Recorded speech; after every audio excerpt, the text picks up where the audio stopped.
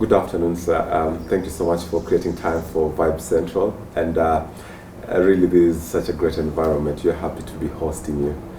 We would kindly request that you start by introducing yourself, just who you are and what position you hold. Well, thank you very much, Marvin. I seriously take this invitation in a very, very serious note. I don't take it for granted. And also to do a congratulations for you to have started the Central Vybe. I think it's a great opportunity, not just for St. Paul's, but also for the communities around here, that we will be in a position to reach out to them and then they to us in a way that, of course, is modern, technologically aided, and, of course, reasonable. Thank you. You are indeed an authority in academia, and you have attended several universities. What was your experience in these universities, and probably was there a memorable moment that stood out for you during your stay in campus? Yes, I would back up a little bit. You did ask me to introduce myself. Yes. I think I jumped right into it, didn't do that, but I have opportunity now to remedy myself. Yes. I'm James Combo, Professor of Systematic Theology here at St. Paul's at the moment. Of course, went to several schools.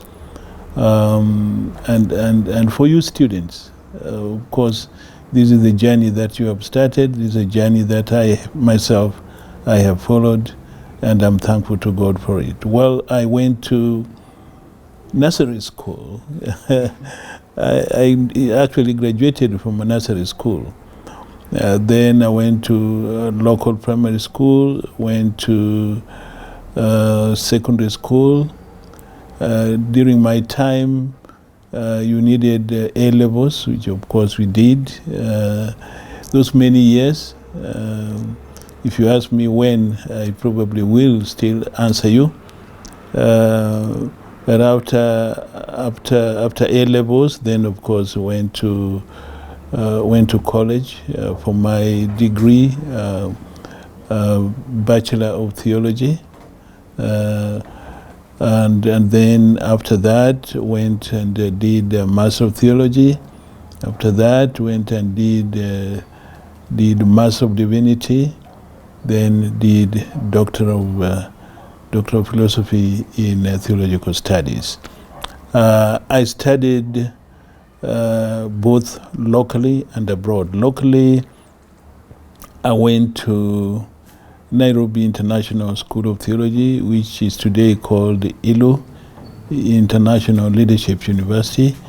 But then I also went to universities outside. I went to Stellenbosch University in South Africa. If you have been checking around the universities in Africa, Stellenbosch will always feature as one of the leading universities in Africa. Actually, among the list of several thousands, Stellenbosch would be number one, number two in that kind of league. Systematic theology became my forte, and it has been lovely doing it. Yes, I have had many publications in my name. If you went to Google Scholar and you Googled Professor James Henry Owino Combo, that is me. You will see the works that I have done, the contributions I have made, and so forth. In addition to publications, I have also been in university administration. I have been head of department, dean of faculty. I have been a deputy vice chancellor for many years, actually for over 15 years. I was a deputy vice chancellor.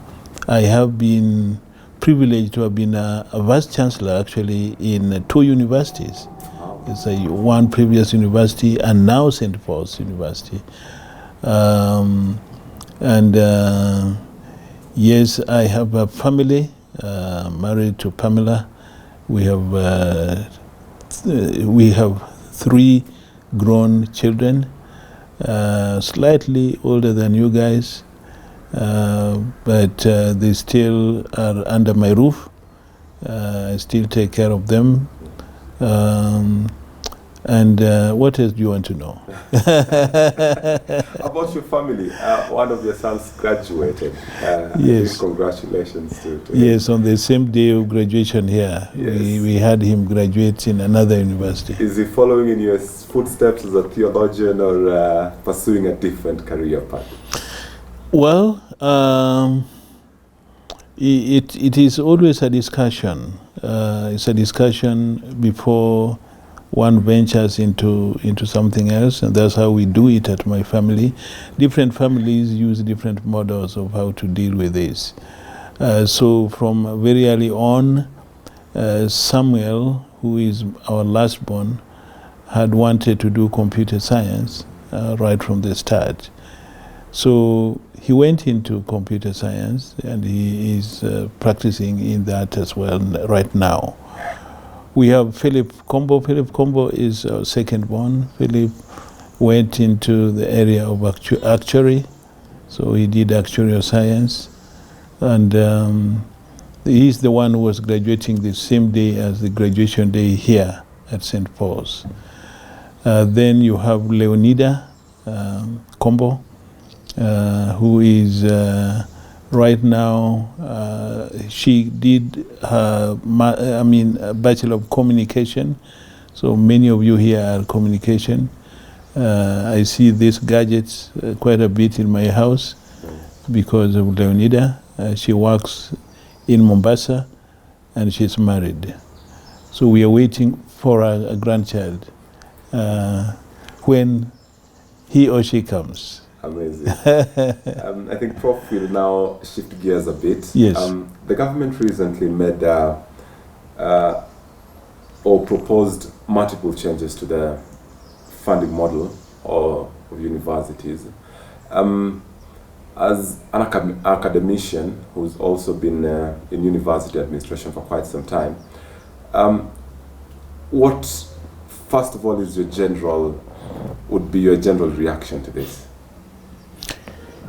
Yes, you can't look at the funding models for university education in isolation.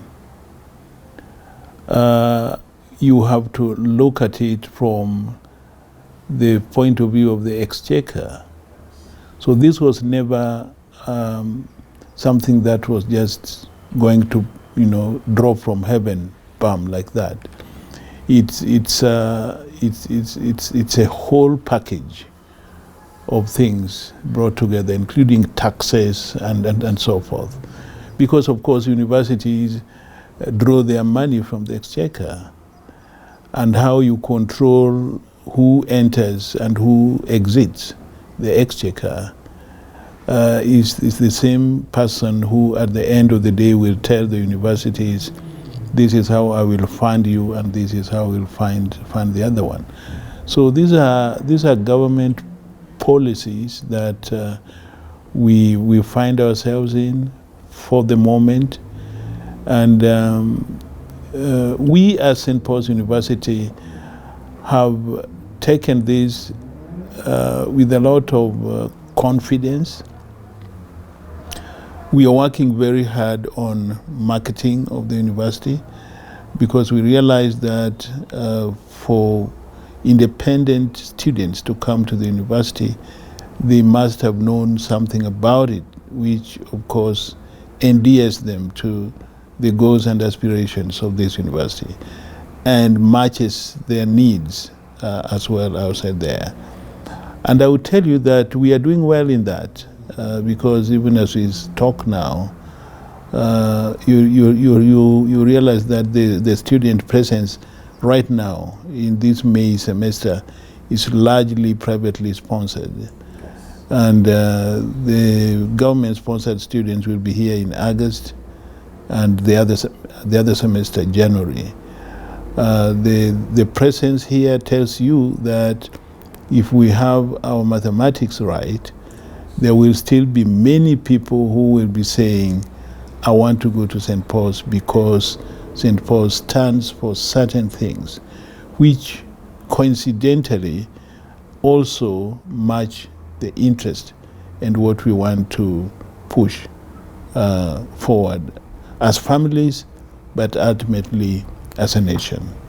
Thank you so much. And now let's talk about the ripple effect of these proposals, because there are communities that rely on the student numbers in private universities. We are talking about, say, St. Paul's. The Kabuku business community had sort of gotten used to a number of students being around, say 3,000, 4,000, and they had constructed apartments to accommodate this kind of students.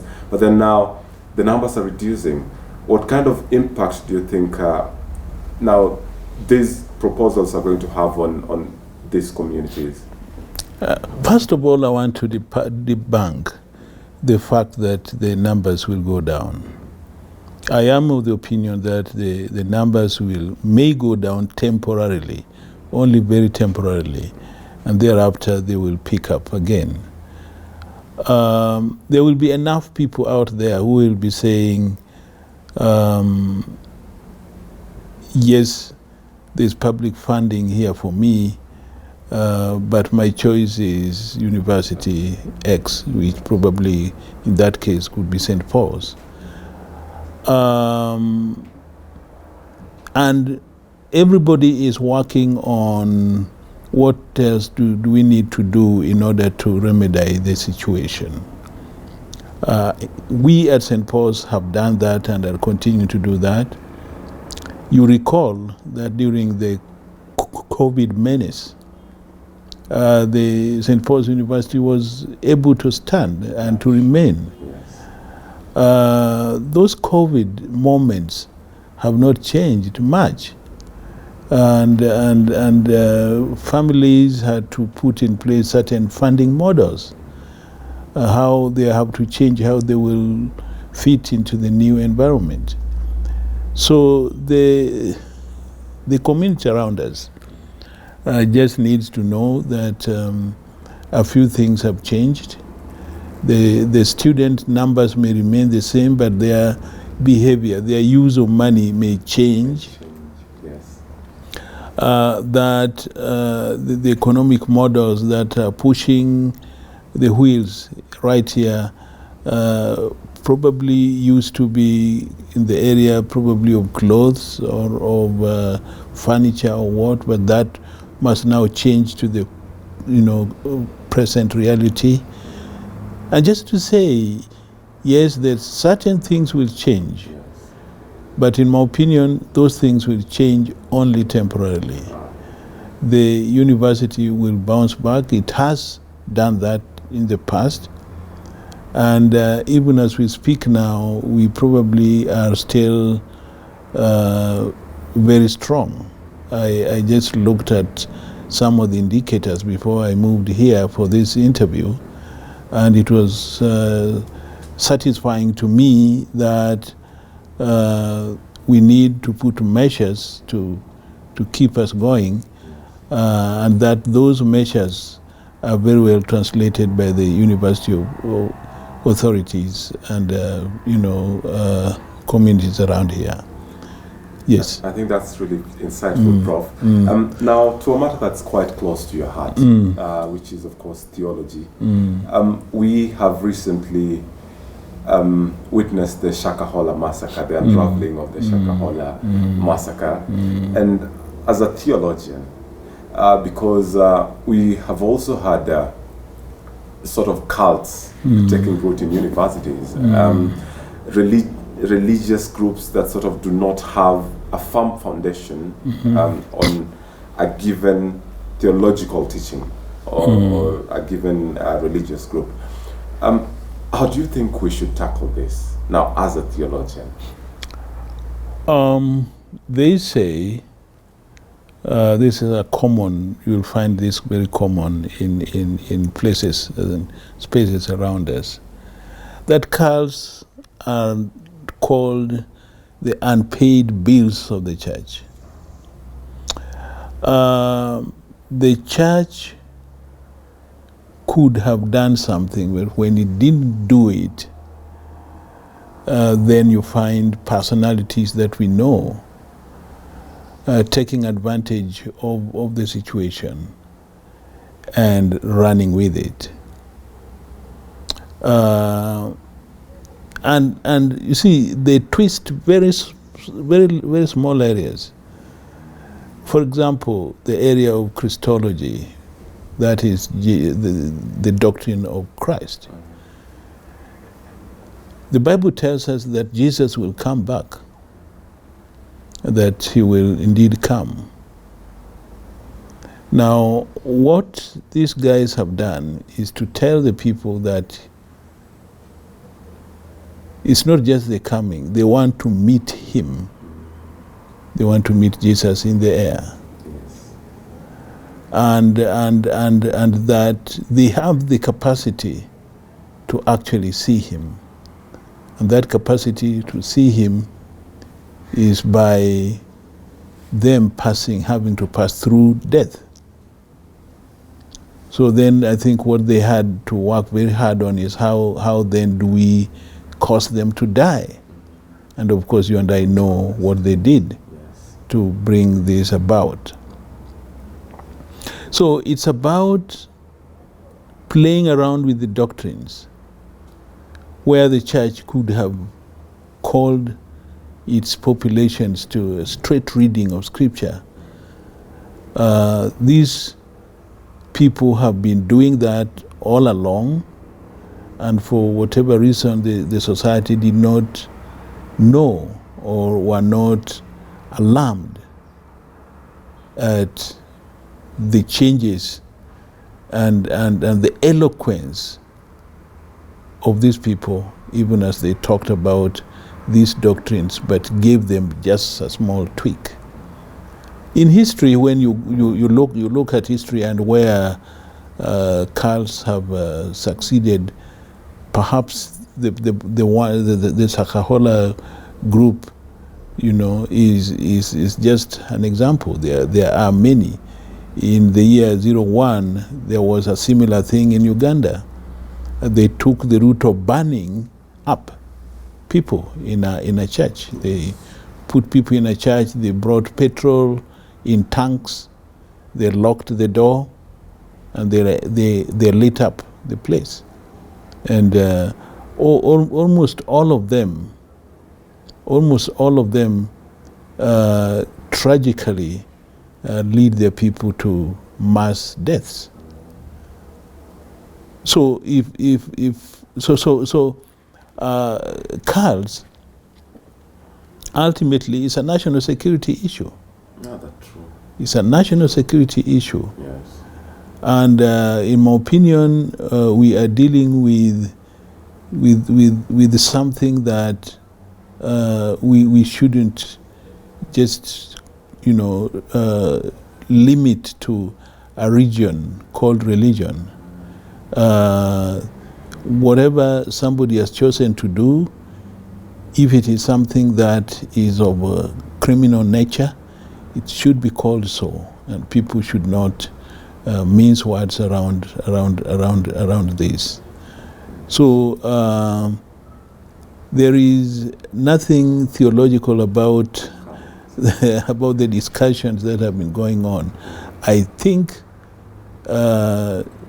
somebody decided that they will teach wrong things and confuse people, call it religion, and then of course ride on the back of that. If it was intended to be religion, but eventually it didn't get the authority of the religion they are saying, drove this, then why should religion be blamed? In my opinion, religion has a statement of what and how it wants itself to be understood. in terms of the pronouncements in the specific dogmatic areas. If somebody decided to twist this and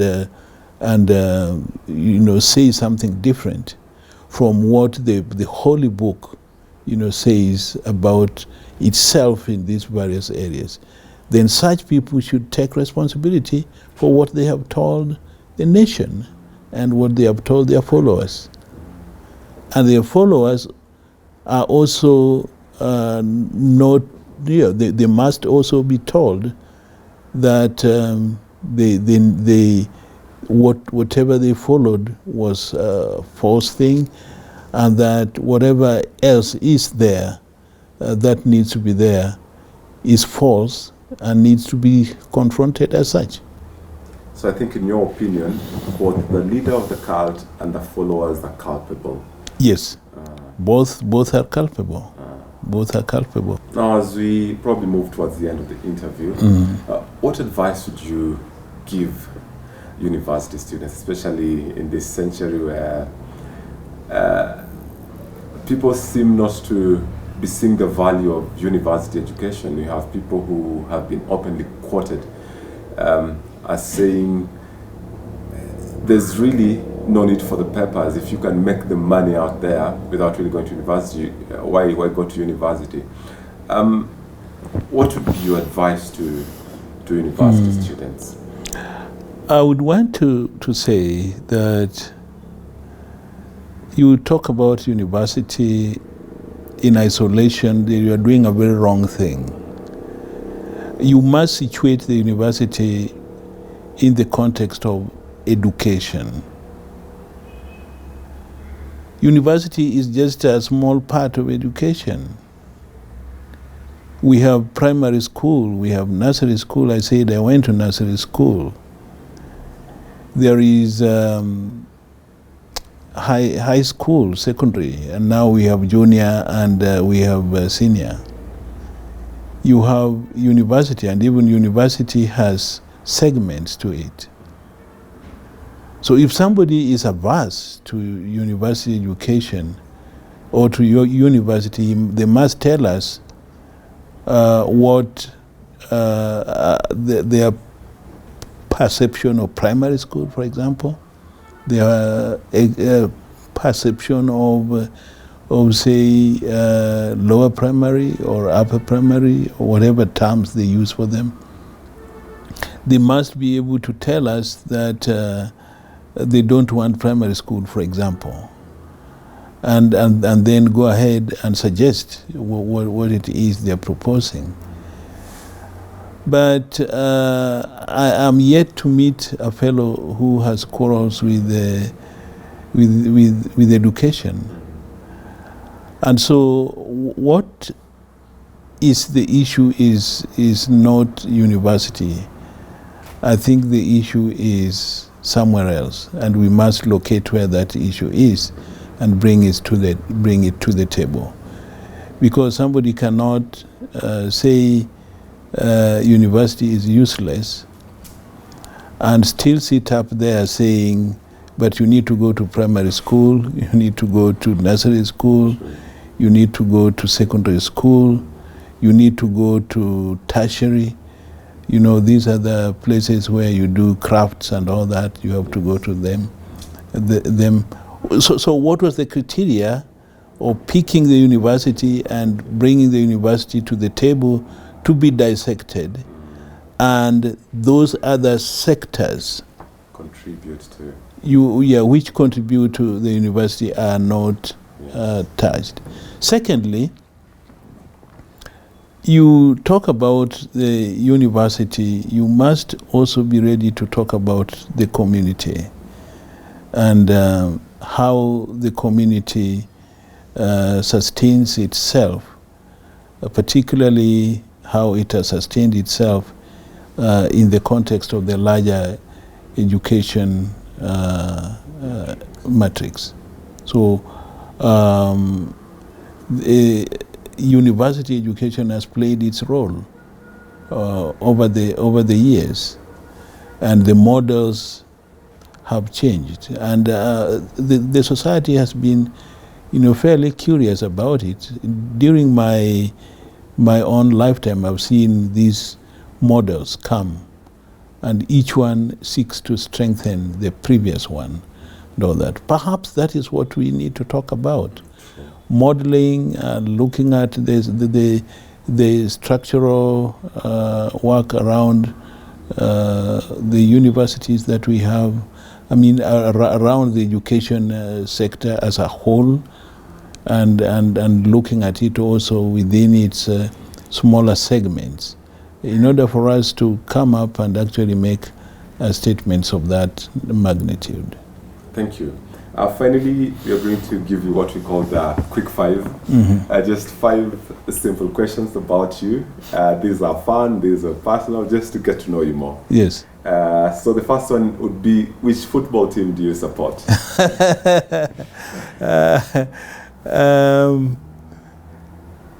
I don't support any. Wow. Which game do you play? Which game do you play then if it's not football? No, I played football in high school, in primary school and all that. But when I went to the other areas of life beyond those areas, I think somehow I lost interest in football. Wow. But I play some games, like I play table tennis. Have you been with me on the tables there? Yes. Yes, I think I can challenge any young man. we will be looking forward to that. So that probably we should record you saying that. Yeah. Now, but what's your favorite color, Prof? My favorite color is sky blue. Wow. Today I didn't wear sky blue, but they accuse me, my family, they accuse me of if I was to go to a store and come back home. Mpaka nowadays they don't allow me to go. They go themselves. They go and because they will tell me I'm most likely going to come out with a grey trouser. They have a grey trouser here and a sky blue shirt. Wow. And they say those are now too many. They have to do something different. The next one would be, what's your favorite dish? I like traditional vegetables. And of course that goes very well with ugali. But if you were to bring some fish there and a brown ugali, that I think would be good. The fourth one is, what's your favorite quote? My favorite quote is John 3:16. For God so loved the world that he gave his only begotten Son, that whoever believes in him should not perish but have eternal life. Thank you. That is a momentous citation. It's great. It brings humanity into a clear confrontation with divinity, and where that is concerned is heaven's agenda.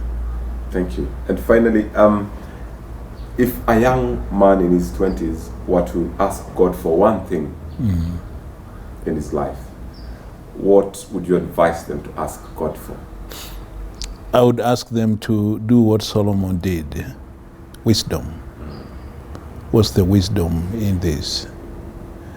If you confront anything in life, you want a quick solution, what's the wisdom in choosing this? If you want a career, you want to ask not how much money, but what is the wisdom in going with this and going for this. Solomon had no regret, except that he became too attractive, and we all know what happened. Yes. With the concubines and so on. Yes. But wisdom, you don't go wrong with wisdom. Thank you so You much, don't go wrong. Thank you so much for your time. Yes, Prof. thank you, Asante sana thank for you, taking thank time you, for Vybe thank Central. you, thank We you, look forward to having a conversation with you again. thank you, Asante thank sana. you, thank you.